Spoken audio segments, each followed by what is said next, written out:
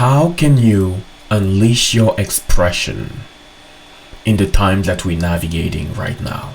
How can you allow yourself to be more authentically who you are in the times that we're navigating at the moment? This is a question that very often comes up in the groups that I'm facilitating, and I thought I would dive in there in this episode of In Alchemy Conversations. Hi everyone, my name is Xavier Dagba. I'm a trauma-informed transformational life coach. I'm your host. And for those of you who are new here, I usually go straight to the point. And this is what I'm going to do in this episode as well. We're going to be talking about unleashing your expression even more, unleashing what is in here, in your heart, at the deepest level of your being, what is calling you, and how you can actually begin to unleash that even more, especially right here, right now, in the moments that we are navigating. We are seeing a lot of polarization, polarity. Actually, we are seeing it amplifying. And because of it, very often people feel like they have to walk even more on eggshells. They feel like they have to, filter themselves, maybe even suppress what they are perceiving and believing. They think they must censor what is truly within themselves, and I understand why, So the whole point of this conversation is going to be addressing how can you truly unleash what is true to you even more? How can you lean into that place? How can you really welcome the truest awareness that you have of yourself even more and live from that place? Not living from a hidden perspective, not living from a hidden place.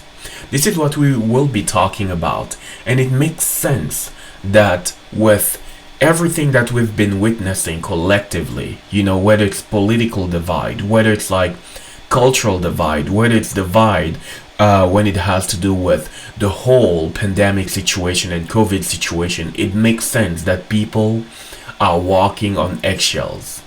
If you feel like you are walking on eggshells in this moment, I just want to say I see you. I want to say it makes sense. I want to say there's nothing wrong with you. It absolutely makes sense. But right now, it's very important to address the undercurrents. And what do I mean by undercurrents? I mean the patterns that are in charge of how you're showing up in this moment. Because without really addressing all these different patterns, without really addressing all the different things that keep you, maybe even the archetypes that keep you from showing up the way that you know to be true to who you are in this moment, it is really, really, really hard to lean into that place where you disclose, you reveal who you are. And there are many people that are often saying this: we are navigating times of revelation. And I agree with that in one way, because we are navigating times where the truest nature of human consciousness is being revealed. And times of revelation demand revelation. They demand transparency. They demand seeing what is truly here, what is really here, with compassion. So let me start with this question. How is your own personal revelation journey is going? How is your own personal revelation journey going? Because collectively, the revelation journey has started, meaning human consciousness, collective human consciousness being revealed, whether it be light or shadow, all of it being revealed for the purpose of ascension, in my opinion. So personally, I'm inviting you to ask yourself this question: how is your own revelation journey going? What are the areas of your consciousness, the areas of your being that you are still consciously or unconsciously very invested in hiding? What is this? So I have a series of questions here that I would like to share with you, and I'm just inviting you to reflect on these questions. What are the areas of your life where you feel like you need to walk on eggshells? What are the perspectives that you're holding that you think you need to hide? What are the truth about yourself that you must keep hidden in this moment, or that you are under the illusion that you need to keep hidden, or maybe you are under the strong perception that you need to keep hidden? What is within you that is bursting and screaming to come alive, to be spoken, that you aren't allowing yourself to reveal yet? And what are the stories that you're telling yourself to justify or to rationalize keeping all of this hidden? I'm inviting you to think about these questions in your relationships, in your work life, in your career, in the ways you're showing up out there, in all the different areas of your life. Because if you ask me, I would tell you that in my opinion, we are here with the purpose of revealing and expressing the unique individuation of the universe that we are, that we each are. We are on this journey to allow the universe, or however you want to relate to it, source, God, to be expressed through us even more.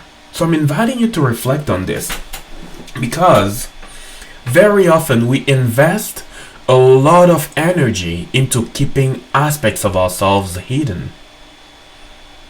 And I'm inviting you to reflect on this question. How much energy are you actually investing in keeping parts of yourself hidden? How much energy? Think about maybe the anxiety, the friction that it may create within yourself when you choose to swallow a part of you instead of letting it be expressed. Think about the charge that it creates. Think about the investment, the energetic investment that it actually takes to hide your light rather than revealing your light, or to hide your perspective, whatever that perspective may be, instead of keeping it enclosed and keeping it hidden. I'm inviting you to reflect on this. And I'm inviting you right now to think about how amazingly that energy that was previously invested in hiding things within you, how amazingly that energy could be used to propel you towards the direction of your highest potential, whatever that is. Towards more joy, towards more freedom, towards more expansion, towards more grace. And I'm inviting you to reflect on the word grace. Because we are leaning, in my opinion, into a place where that expansion in it is invited to be released with even more grace. So of course there is core conditioning that needs to be addressed when we're talking about being seen, unleashing your expression, allowing yourself to really tap into your own flow. Because when you resist your own expression, in my opinion, you're resisting life. When you hinder your own expression, your own truth, and very often I have people that are like challenging me on the word my truth and all of that. I understand. You can replace your truth with your perspective or what feels true to you. Because the one big truth, we are all a projection of a lens of that one big truth. So I'm inviting you to reflect on this. And let's actually talk about the core conditioning that may be keeping you from reclaiming your own expression of the truth of who you are. And maybe that has to do with, again, we come back to this fear of abandonment. And that is one of the primordial fears. Fear of rejection. And that has to do with the core need to belong. Need to be connected with others. The fear of rejection that fear walks hand in hand with the fear of being alone. A lot of people have that.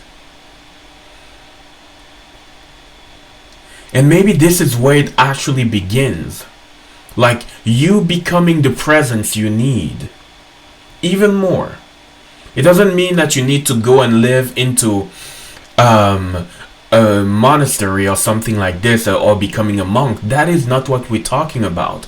But the more you can rely even more on your own presence, the more you make peace with it, the more the wounded parts of you that are still here somewhere in your psyche can rely on your own compassionate presence, the more it feels safe to actually unleash powerfully who you truly are. What I've seen over the years is people who have done some degree of work on healing their wounds and healing everything. Well, when I say everything, we're not in a world of absolutes here. You know, like we are all on a journey, whatever that journey may be. Growth journey, ascension journey, or expansion journey, or healing journey, regardless of the terminology that works well with you. But people that have done some degree of work to meet their darkest parts with compassion are very often those that are willing to take a stand for what they believe to be true for themselves. And sometimes they are also the ones that are not necessarily willing to push their own truth on other people. And this is the other place where I'm inviting you. I'm inviting you to truly self-reflect, to really switch the mirror and to really look within. Where are the areas of your life where it is my way or the highway? Where are the areas of your life where you still have a tendency to project your own perspectives, to push them on other people? Where are the areas of your life? Where are the things that you judge tremendously in others? There is something about the mirror of judgment. It reflects things that are here to teach us compassion. Aspects of human consciousness that are here to teach us compassion. So I'm inviting you to think about what are the aspects of other people that I tend to judge harshly. Where are you unconsciously expecting to be judged the same way you are judging others? Because very often our judgments also keep us in a box. We expect to be judged the way we're judging others. Therefore, we do not allow ourselves to show up even more fully. It's a possibility for some. So where are you judging others? What do you need to be compassionate with even more? And now when you look within, what is your own inner critic raging about? What is your own inner critic judging you powerfully about?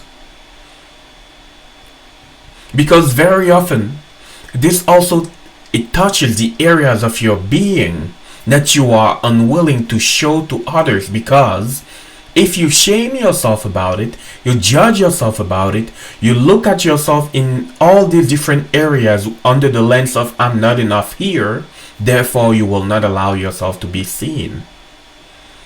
So there are so many intricate mechanisms that go into unleashing that expression. What do you need to be compassionate with within yourself? What do you need to meet with even more compassion so that you can allow yourself to open the door? There is a saying that I often have, which is, compassion is the bridge, compassion is the catalyst. Compassion is the bridge that will lead you to that place within yourself where you are a little bit more self-expressed. Compassion is the catalyst. It's the catalyst that will get you to even open that door. It is the catalyst that will get you to meet the part of you that are afraid to be seen. The part of you that are shying away from welcoming your potential. Compassion is what will get you to see them and soothe them. Another thing that's really important to see here in this moment, and that I'm inviting you to really, really pay attention to, and to really sit with, is what are the labels that you have been rejecting? What are the labels that you are afraid that will be pushed upon you if you allow yourself to unleash your expression? What are the labels? Or maybe I'm going to be seen this way. Maybe I'm going to be seen that way. Maybe people would put me in a specific box. People will say maybe, or maybe they will think I'm new age. Or maybe they'll think I'm religious. Or maybe they'll think I'm far left. Or maybe they'll think I'm far right. Maybe they'll think I'm left, I'm right, I'm center. What are the labels?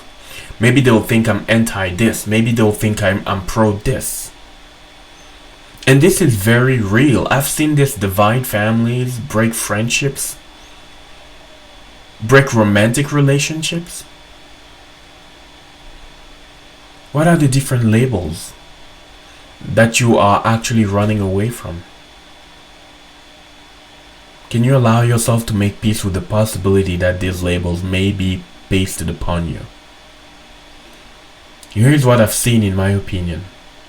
It is really rare to unleash your expression, your true expression, and not have labels pasted upon you.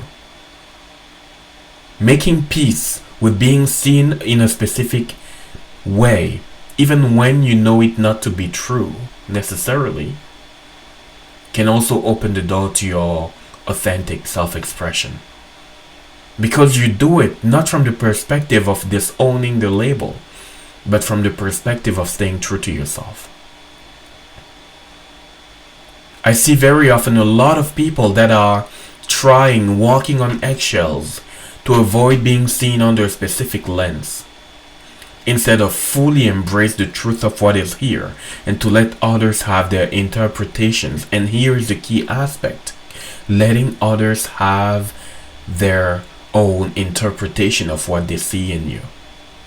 Letting them having their own interpretations, releasing the need to control their perception is a key aspect of liberating yourself. Releasing the need to have them see you in a way that suits you. It's really important here, because this is something that you just cannot control. And now we're talking about one of the key aspects of survival when it comes to people that are very often holding their expression. Very often there is an element of control that is there.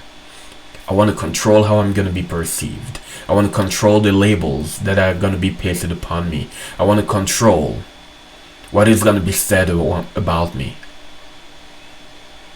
What if you embraced the reality of surrender? The reality of surrender. Surrendering to the calling first. Or maybe surrendering and meeting with compassion first, the part of you that is afraid. The part of you that is not allowing yourself to be fully expressed, and meeting that first with compassion, and then surrendering to the calling. Surrendering to the fact that some people around you may have perspectives that do not necessarily match the way you see yourself. Can that actually be okay? Can that really be okay? Can that truly be okay? Can you let that be, instead of wanting to manage how others are going to see you? And can you actually, despite this possibility, because it's only ever a possibility, can you still keep going and express yourself? Because this is what is going to happen, in my opinion, and what has happened in my own life and in the lives of people that I see that are just allowing themselves to stay true to who they are, regardless of how others perceive them. You're going to tap into a level of grace. You're going to tap into a level of surrender. You're going to tap into a newfound beauty in this now moment. A newfound beauty in this now moment. A newfound grace. A newfound ease that you didn't know was here. And in order to get there, there's an initiation that is necessary, the initiation of bravery, the initiation of courage, the initiation of taking a stand for who you truly are, the expression of the new boundaries that will actually be the structure, be the safe space for your new authentic self-expression. There's a big difference between setting boundaries from the perspective of controlling others and setting boundaries from the perspective of upholding your truth. And this is where we are going. So I hope this conversation brought at least material for reflection for you. I hope this conversation showed you some sort of like pathway to begin to deepen even more the possibility of unleashing your self-expression in this moment. If you are watching this, odds are there is something here for you. Something here that may be blocking your next level of relationships. Something that may be blocking your next level of business expression if you are in this field. Something that may be blocking your next level of expression into your work, your career. If you're a parent in your parenting life. Remember, we are navigating the energy of revelation, and it's time to reveal to the world who you truly are. That is your place of ultimate power, in my opinion. Thank you for being here. Thank you for watching. If this resonated with you, I'm inviting you to share it with people who might need it. To share it on social, please tag me. If you share it on Instagram or Facebook and all your different platforms, please tag me. Let me know what resonated most with you. I'm interested. Let me know what resonated most with you. And if you'd like to deepen your work, I'm inviting you to check our membership community, the Inner Alchemist Circle. It's a monthly membership where we deepen our exploration of the work, of shadow work, of transformation, and we learn how to lead our lives from the heart, not from our wounds. Thank you for watching, and I'll see you soon.